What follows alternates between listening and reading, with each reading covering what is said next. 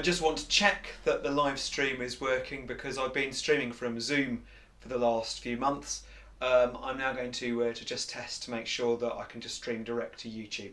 So I'm going to read to you one of my favourite poems from T.S. Eliot, the love song of J. Alfred Prufrock, and we'll just see if this particular stream is working.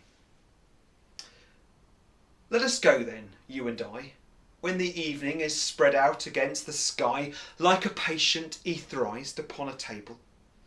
Let us go through certain half-deserted streets, the muttering retreats of restless nights in one-night cheap hotels, and sawdust restaurants with oyster shells. Streets that follow like a tedious argument of insidious intent to lead you to an overwhelming question. Oh, do not ask, what is it? Let us go and make our visit. In the room the women come and go, talking of Michelangelo. The yellow fog that rubs its back upon the window panes, the yellow smoke that rubs its muzzle on the window panes, licked its tongue into the corners of the evening, lingered upon the pools that stand in drains, let fall upon its back the soot that falls from chimneys, slipped by the terrace, made a sudden leap, and seeing that it was a soft October night, curled once about the house and fell asleep.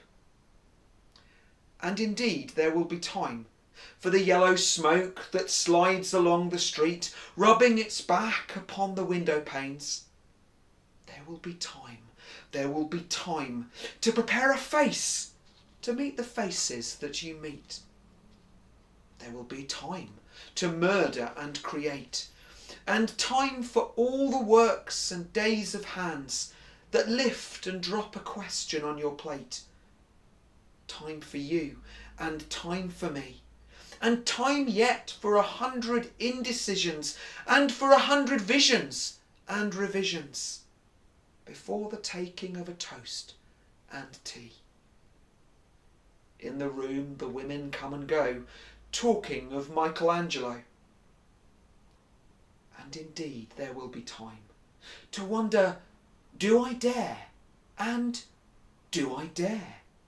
Time to turn back and descend the stair with a bald spot in the middle of my hair. They will say, how his hair is growing thin. My morning coat, my collar mounting firmly to the chin, my necktie rich and modest, but asserted by a simple pin. They will say, but how his arms and his legs are thin. Do I dare disturb the universe? In a minute there is time for decisions and revisions which a minute will reverse. For I have known them all already. Known them all. Have known the evenings, mornings, afternoons. I have measured out my life with coffee spoons.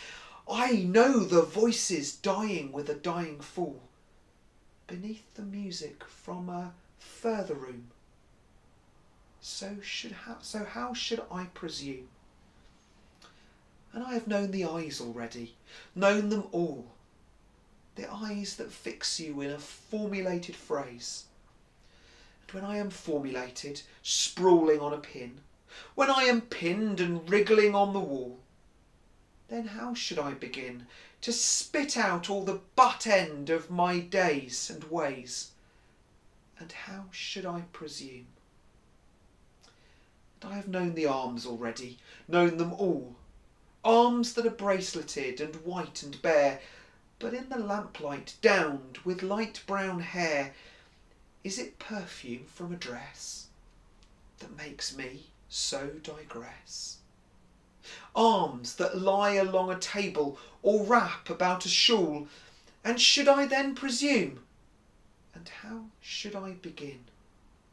Shall I say that I have gone at dusk through narrow streets and watched the smoke that rises from the pipes of lonely men in shirt sleeves leaning out of windows? I should have been a pair of ragged claws scuttling across the floors of silent seas. And the afternoon, the evening sleeps so peacefully, smoothed by long fingers, asleep, tired, or it malingers, stretched out on the floor here beside you and me. Should I, after tea and cakes and ices, have the strength to force the moment to its crisis? But though I have wept and fasted, wept and prayed, though I have seen my head, growing slightly bald, brought in upon a platter, I am no prophet, and here's no matter. I have seen the moment of my greatness flicker, and I have seen the eternal footman hold my coat and snicker. And in short, I was afraid. And would it have been worth it after all, after the cups, the marmalade, the tea, among the porcelain, among some talk of you and me, would it have been worthwhile to have bitten off the matter with a smile, to have squeezed the universe into a ball, to roll it towards some overwhelming question, to say, I am Lazarus, come from the dead, come back to tell you all, I shall tell you all? If one, settling a pillow by her head, should say, that's not what I meant at all, that is not it at all. And would it have been worth it after all? Would it have been worthwhile after the sunsets and the dooryards and the sprinkled streets, after the novels, after the teacups, after the skirts that trail along the floor, and this and so much more? It is impossible to say just what I mean. But as if a magic lantern, through the nerves in patterns on a screen, would it have been worthwhile if one, settling a pillow or throwing off a shawl, and turning toward the window, should say, that is not it at all. That is not what I meant at all. No, I am not Prince Hamlet, nor was meant to be. Am an attendant lord, one that will do to swell a progress, start a scene or two, advise the prince, no doubt an easy tool, deferential, glad to be of use, politic, cautious, meticulous, full of high sentence, but a bit obtuse, at times indeed almost ridiculous, almost at times the fool. I grow old. I grow old. I shall wear the bottoms of my trousers rolled. Shall I part my hair behind? Do I dare eat a peach? I shall wear white flannel trousers and walk upon the beach. I have heard the mermaids singing, each to each. I do not think they will sing to me.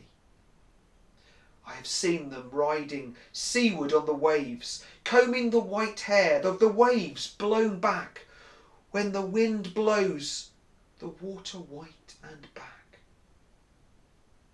We have lingered in the chambers of the sea, by seagulls wreathed with seaweed and brown, till human voices wake us, and we drown.